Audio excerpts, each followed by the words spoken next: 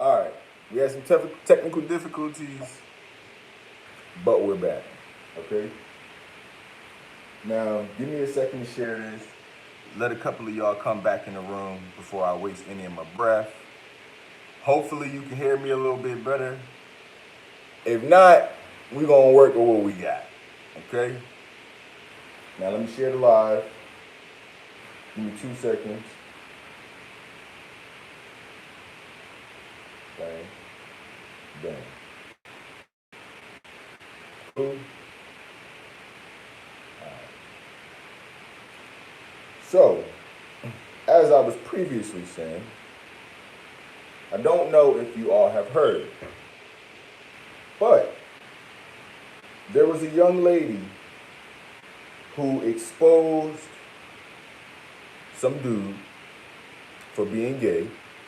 This started with her coming into this information. I believe she saw it somehow. I don't know how she saw it. But she saw that he was gay, caught him in the act somehow, ransomed him. What's up, Nakasta? Ransomed him, saying that if he gave her to some degree around $5,000, that she would not tell. He told her, bitch, I rep my set. This ain't no game. I'm not about to pay you shit. And you not about to say shit. Or else, ... Okay? She said, bitch, I ain't never worried. I'm about that same gunplay. Okay? He didn't pay her. She went on live. She exposed all of it, piece by piece, and even talked about the fact that she wanted her bread. And he didn't pay her bread, so here she was, and she was going to tell people what he was and that he was gay. Within 24 hours of her doing so, she got murdered. Okay? She's dead. Now, what I want to talk about today are a few topics surrounding that total piece of information. Now, I just wanted to give you the background while I went on my different social medias and I shared this actual live, all right? Because we're trying to grow ourselves on YouTube versus being spread out on the other platforms now. Instead of me sending my lives live, I'll be here, okay? So we got to spread that word. Now, back on task. I want to add a few points, a few details that I caught. I got some notes today so that I actually don't miss anything I want to talk about, because this is something that I really think this is going to spread into a bigger conversation. All right? Now, based off what she said, they're casual partners. Okay? So let's put that out here, because I want you guys to be in this comment section, really sharing your opinions, interact with one another, feed off of me and one another's opinions so we can get some good dialogue going down here. Now, she says in the video, they were casual partners. This was not a relationship. They didn't have any emotional attachment, any consistent interaction, okay? They never had sex, but he gave her oral sex, all right? Now, here's where I want to start, because this can be a very interesting topic. If a man is in fact bisexual and he has a casual encounter with a female, should he or should he not share the fact that he's bisexual with her? Before you answer,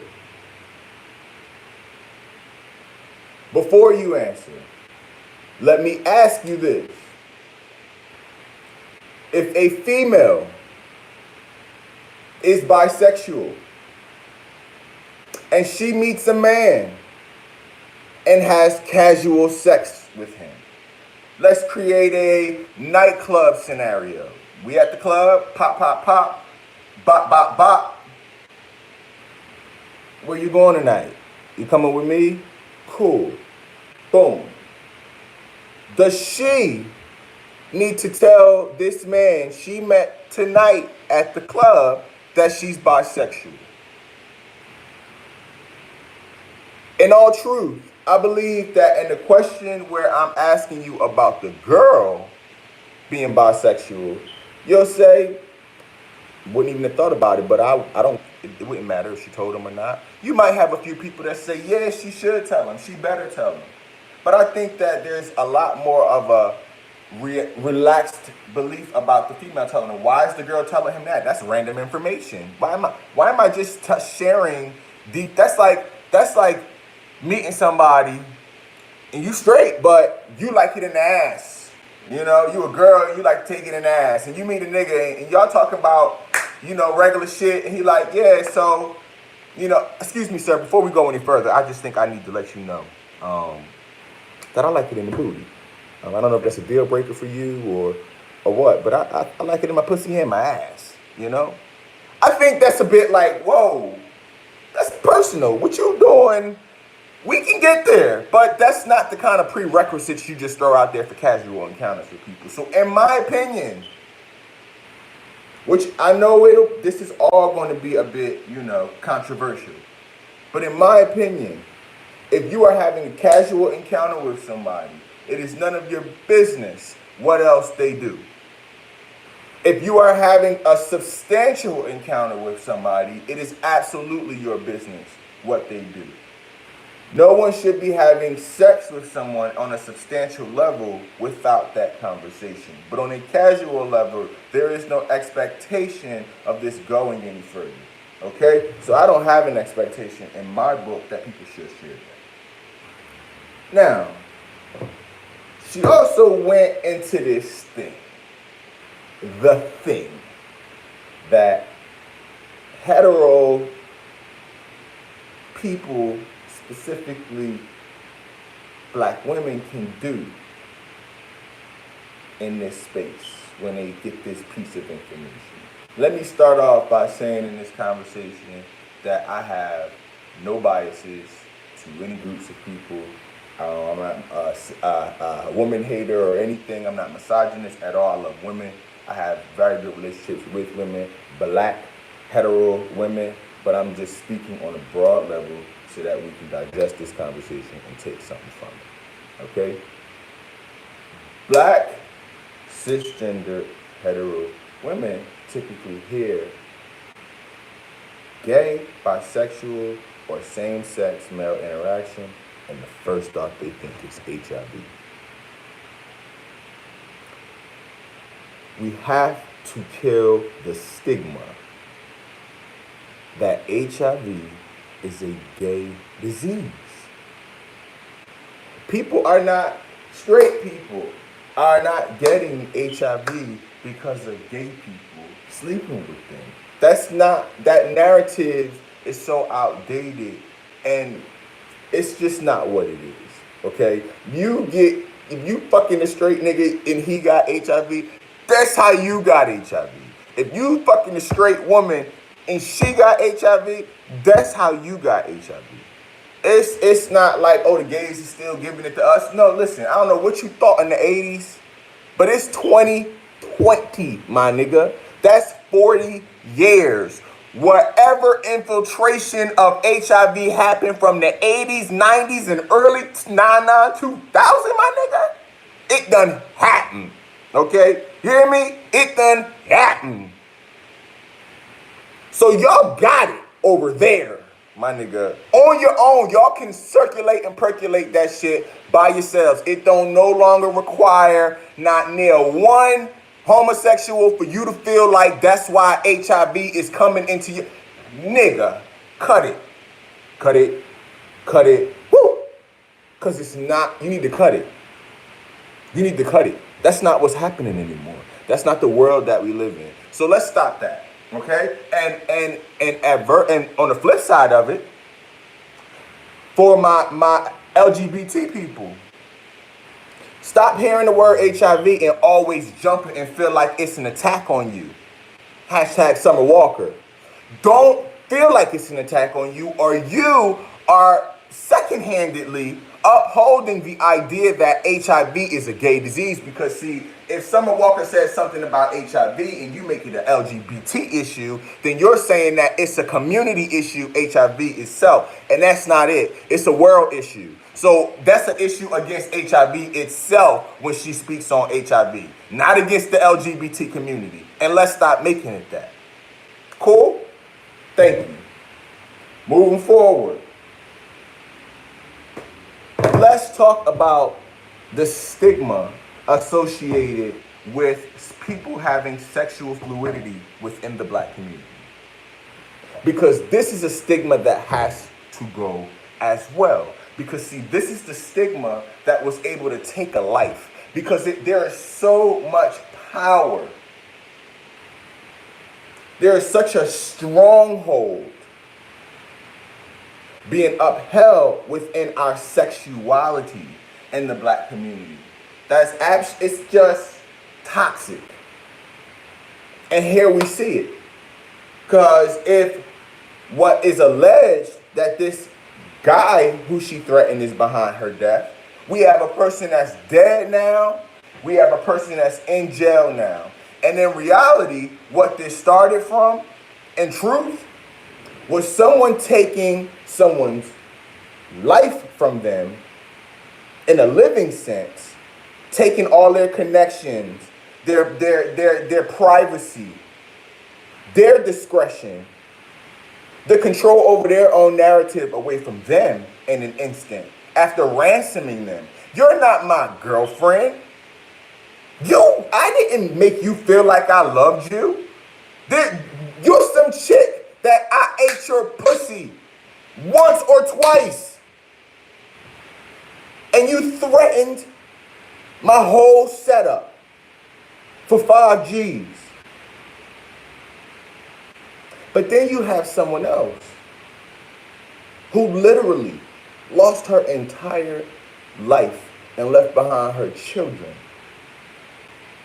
because someone felt so compelled by their secret that they would kill a bitch. Literally, I will kill you if you take this from me. What does that tell us before we even decide where we stand, if we over here or if we over here? What does it tell us about this thing? It has too much fucking power. That's for sure. Because if her words could do this,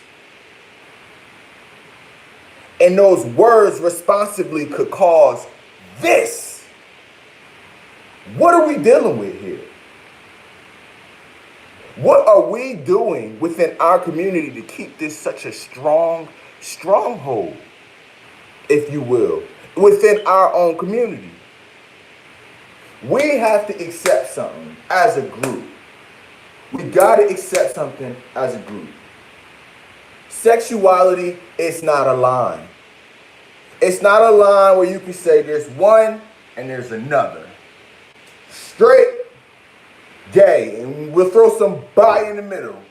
And we'll debate on whether that even exists or not, because I think any nigga that's bi got to be gay, right? That's what you hear all the time. Wrong. However, you say 1 lane, 2 lane, 3 lane, 2.5. I'm going to make this bi one shorter because I don't know if I trust it or not. Keep an eye on that middle one. You know? Bam. This is reality. No, it ain't. World. Seems like the world's getting it faster than we are as a black community, and that's why I'm speaking directly. It ain't that way. Because see, sister, you've been straight your whole life too, right? And then you had that one time, for the one time, that you was with that nigga and you did that thing with him and that other girl, and the way she ate your pussy, you ain't never nutted like that in your life. And it made you wonder, because you felt comfortable. And you realized that the feeling between you and her connecting was a different thing. And I don't know if I'm bye-bye, but I guess I'm more open to it than I thought I was, because my pussy say, exactly. You know what that's called? Because you ain't decide you about to stop fucking with niggas and now you just going to girls from doing that one experience. However, somehow you were able to enjoy it. And you found a space in your mind where, I could do this from time to time in my own control. Well, you know what that's called? Spectrum. You know what that's called? Spectrum. See how they do that like that? That's what it is. It's magic. It's like a rainbow. Bam. Spectrum. We all have a place on a spectrum, because between straight and bi, there's something here. It's something right in that middle. It's something like over here. You looking a real bi over here, buddy. Here be looking a little once in the blue. Something that just do you be liking that on the corner of your brain? You know? Then you got this nigga where you like, oh, you definitely sucking a couple more dicks than you eating pussies, but you like to eat a couple pussies too. I see you. Then you got something over here that's like, my nigga want to eat a pussy, we can eat a pussy together. I ain't against eating a pussy. Matter of fact, I ain't gonna eat the pussy, but she can suck my dick. That'll work. I can fuck her. You might be sitting over there, you know, and then you got one over here that's like, bitch, if you don't get that pussy out my motherfucking face, get it away. Okay, and you can flip that. Okay? You can flip that and you have women, and the same applies. The same applies. There's women who are saying,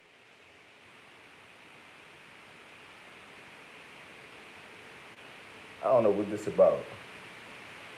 Hold on. Somebody calling my dick. We're going to see how they go. If they call back, I'm going to let them in. We're going to see who the fuck that is calling my buzzer. Ain't nobody calling me. Maybe I got a package. But anyway, the same applies on the flip as it relates to a woman. Okay? You're going to have a woman that's going to say, listen, I done did this before.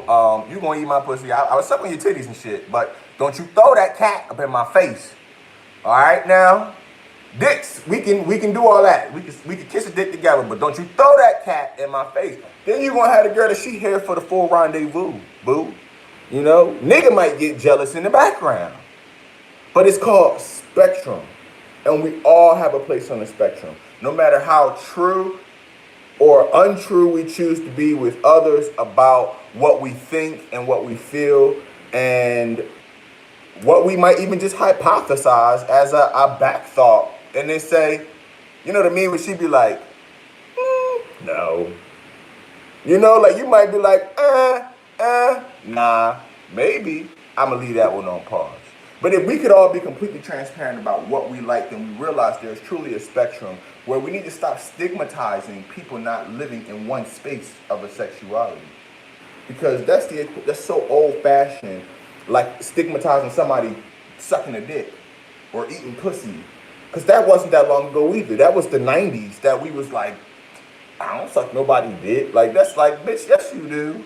And niggas is like, I don't eat pussy. You know, like, niggas is now being like, I eat ass. You know, you want me to eat your ass. You know, so it's just a thing of, you recognize where, when you want to think, you think so independently and your own thoughts are your own thoughts. They're really held together by societal norms, okay?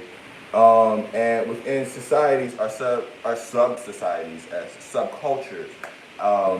And one of those being ours, the black community, okay? So within that subculture, we have to acknowledge as well that we have social norms that we live by. And as they change, all of a sudden, we allow ourselves to feel free to be who we want to be. We allow ourselves to feel free to say, yes, I suck dick.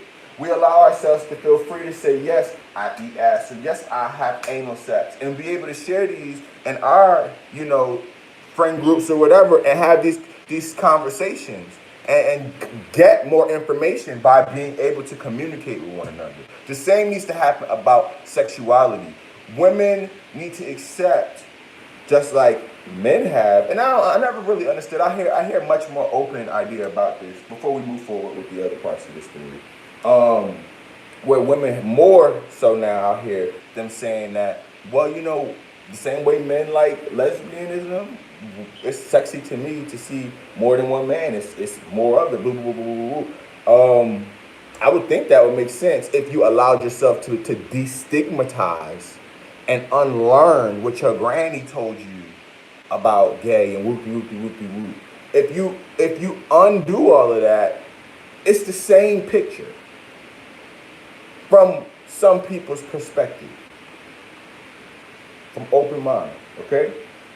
Now, the bigger picture here with this whole situation, coming out of this, stepping back a little bit, is simply that we need to allow people space to be who they are.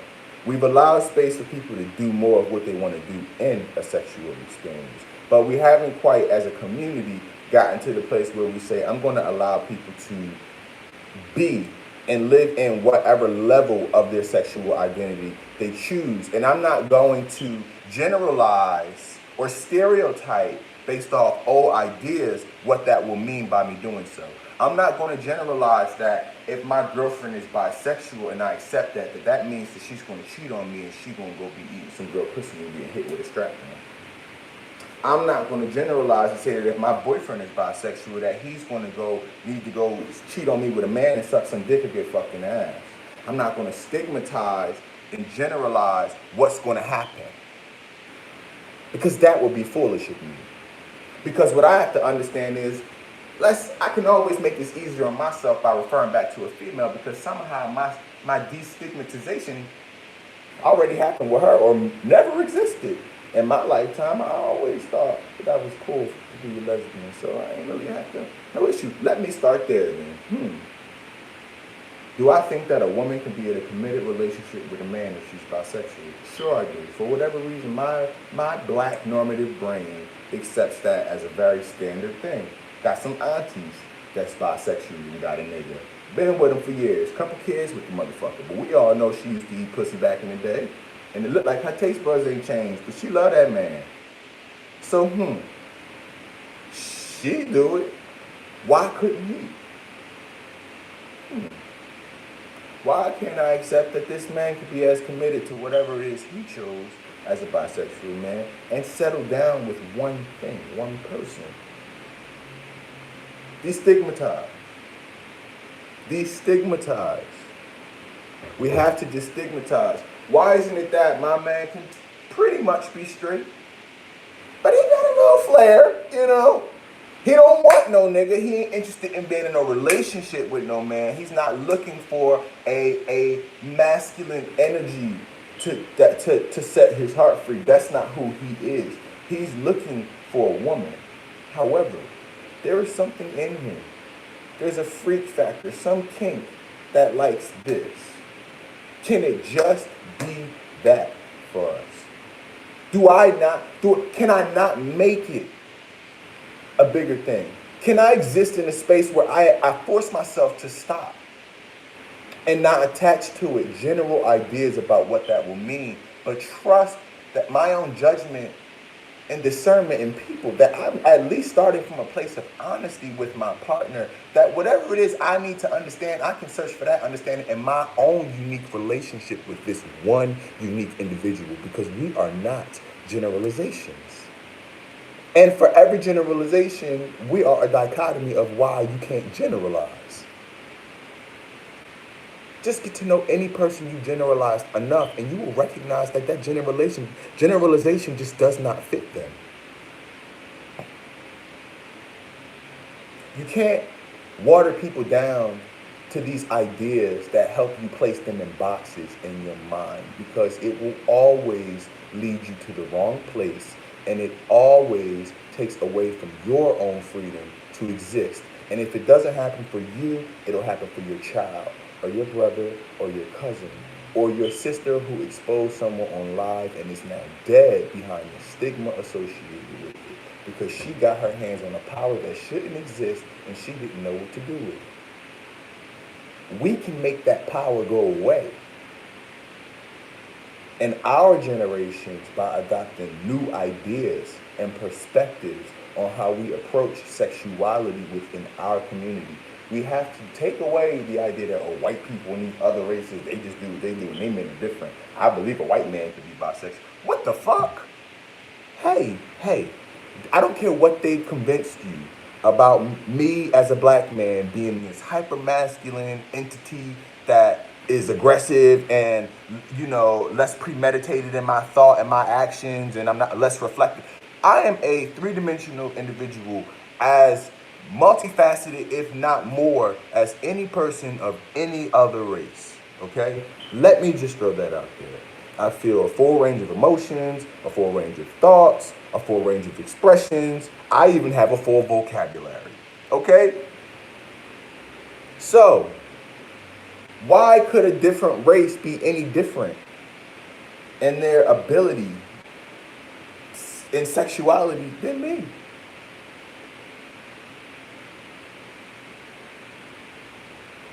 Sit on that.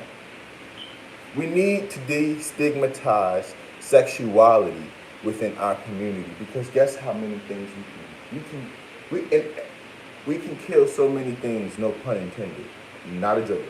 We can kill so many things if we just stop the stigma.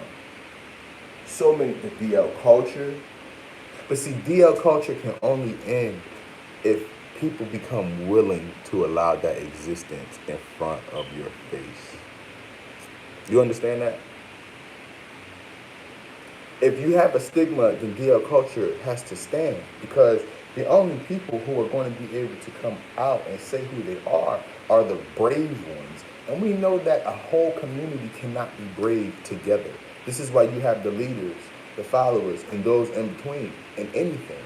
So if you destigmatize something and you allow people to just be, then you're going to start seeing more and more people pop up and say, well, I didn't have the courage to stand up by myself, but since y'all all standing, here I am. So destigmatize, so that this doesn't happen, because this was a big thing. Because these are everywhere, and it's not because they're evil. It's not because these, by the way, are the DL men. If you got in here later and missed the analogy, okay? But these are not bad people. These are trapped people, trapped by their attachment to loved ones, friends, the life that they're living, the ideas that have been created in their mind for what it would mean for them to exist in their own truth. And they're trapped by their ability to hide. See, there were some of us who could not hide. And that's why you knew who they were. You knew who they was at the cookout in '96. When y'all was all jumping rope and they hopped in and they was better than you was. You knew. But there's another kind that you didn't, and you believed. And he was aware. And he knew that he didn't have to be brave yet. And he could keep saying, tomorrow I'll be brave. Maybe the day after tomorrow. Someday maybe I'll be able to be brave. My life will change. My kid's going to be 18 and grow up and go away at some point, and then maybe I can be brave then. And that's how they happen to spend their lives. So take some empathy for just a second, as hard as it may be, and you position yourself in a place like that. Because your mom told you every day coming up, and you heard your sisters talk about it, about faggots, and who would that look like? And y'all see that punk walking down the street and he's switching, and y'all and mom just looking a mess. These people need God. I don't know what's happening in this generation. You heard these things. So these things settle into your spirit. They teach you as you're coming up what right and wrong is. This is how you understand. Now here you are, a product of an environment where all of these values set in place, and your very existence is the thing that was despised. But you can hide. You don't have to disgrace your mother. You don't have to risk losing your relationship with your nephews and siblings and maybe even your children. You don't have to do that, because you can just continue to hide. And the part of you that you wish you could get rid of, that won't go away, you'll deal with in private, and the rest, you'll be the best you can be in public. And then you come around, and one day, one of your casual experiences, comes back around to you, and it says to you, you know that thing that you've been doing so well with hiding for the last, I assume, 20 some odd, 30 some odd years. I know. Your work is over, friend. I'm finna take all your labor, all the protecting you've been doing, thinking you were just gonna wait, my nigga. Yep, it's gonna end today. Or you're gonna give me 5 G's. Well, not only are you dealing with the freedom and truth of a man's existence, but you're playing with a man's ego and pride. Because you ain't girlfriend. You ain't wifey. Who the fuck is you talking to right now? Bitch, I dare you. You don't mean enough to threaten me. And challenges met. This is what we're going to get, folks. Because this is the aftermath. This is a dead woman with children. And this is a man who first, his life was taken from him. He was embarrassed and exposed, and then his freedom potentially will be taken from him afterwards. This is what we get when we allow things to remain stigmatized. Because we breed some women who gonna think like this, and that ain't that quality in general to be ransoming somebody for their privacy. I'm sorry. May God rest that young lady's soul, but it's not gonna make me go soft on my opinion about that behavior. I don't think it's okay. Exposing someone is not okay. When you sit back and you reflect on what you're doing, it's so easy to blanket these things and you just hear DL, DL, DL, and it's treated like the boogeyman, and you learn to have no empathy or any thought for it. It's just this thing like that. It's like a trigger word, like hearing ISIS or terrorist, you know? But that's not the reality. And when you look at that, these are people with lives. These are people that are just born and are who they are, have feelings, and they can't change shit about this. And you're playing with that. That is dangerous. That is a very, very, very dangerous action. And we have to be responsible for that. We have to take responsibility as a people, whether it was 10 years ago when you thought you saw something and you went and you shared it with all your female friends and let them speak amongst yourselves and hypothesize someone else's sexual identity. Well, guess what? That might not be as big of a thing if you didn't allow it to be such a stronghold, but because you make it one, that action was a terrible act on your behalf. That was bullying somebody in a very, very, very dangerous way. So with something that battles in their psyche on a daily basis, they've had to live with this. They try to find their own balance of peace within themselves while being in their own personal turmoil of their secrecy. You don't play with people in that way. There aren't many things like sexual identity. It is, if you know anything about sex, then you know how much sex drives and shapes all aspects of your life. Your sexual identity is an extension of that very thing. If that is something you have to hide, understand what kind of a fracture that forces in your psychological identity. We have to take responsibility for the severity of sexual identity in itself and stop standardizing it based on old values. Stop trying to, affirm our ways of being with Bible verses that we don't ourselves even understand, because I can explain some of the Bible verses to you and what they were meaning when they said what they said and in what tense they even were speaking of homo. We could go there. But that's the conversation you have to be ready for in this show. But we need to start elevating our thought, understanding that it's not for someone else. See, when you're thinking you doing it for some gay nigga to feel comfortable to walk down the street, it ain't my problem. Nah, boo. You doing this so that if you don't want to suck a dick that's ever been there in a man's booty hole, create a space where niggas can just let you know.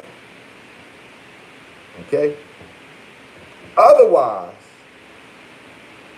you're not going to be able to decipher, because ain't nobody going to feel comfortable telling you nothing.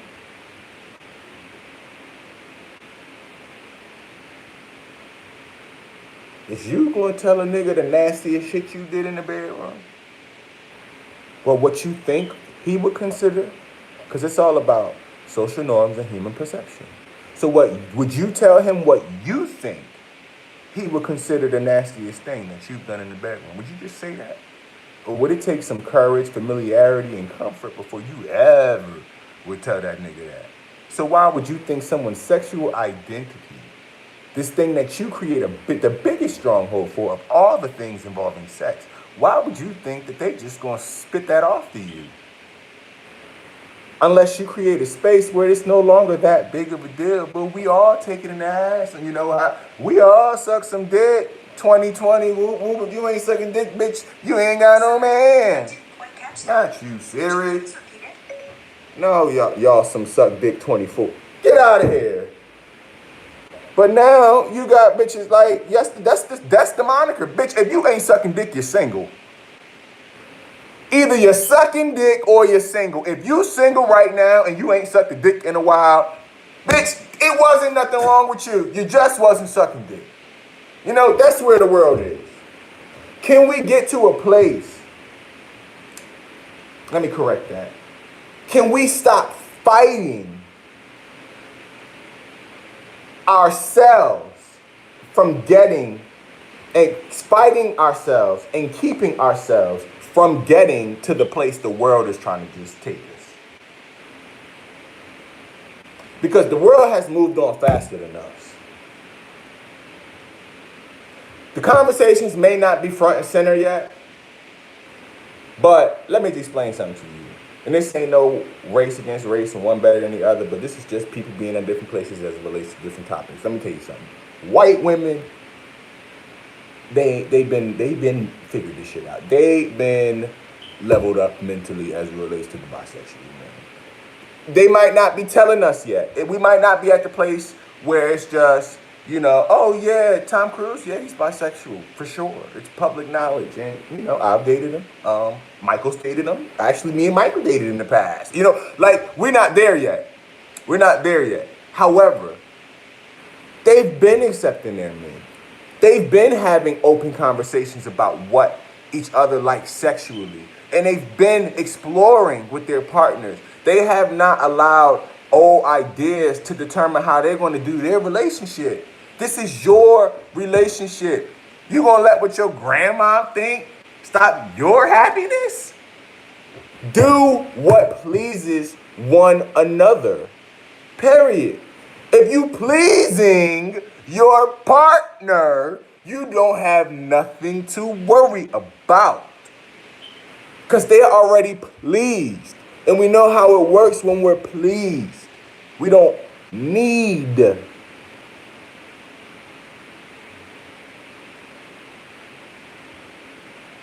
Isn't that what pleasing is? It's removing the need, fulfilling the need. You are pleased. So what if he's bisexual? You know how many good bisexual men exist in the world? Good, misunderstood bisexual men in the world.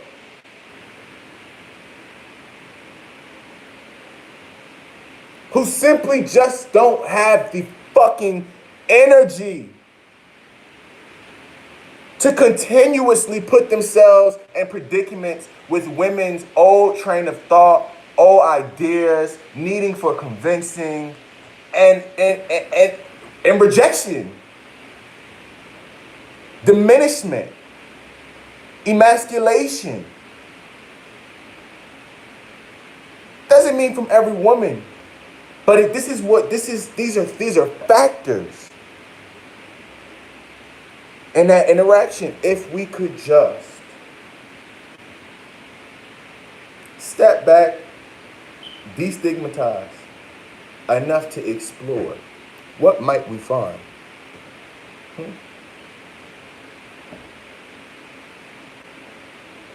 I'm asking you, what might we find?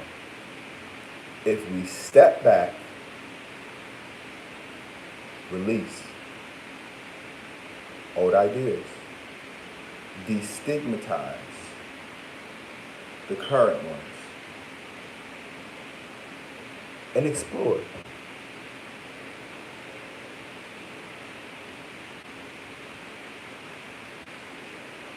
You want to feel safe in 2020 sexually?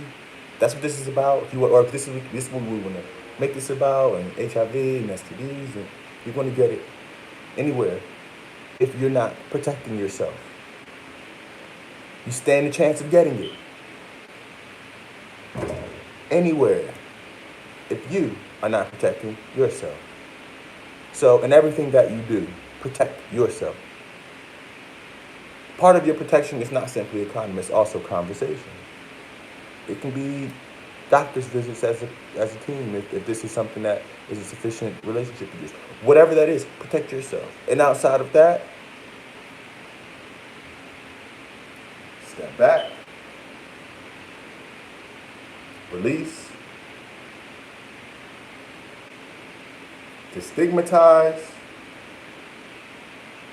explore.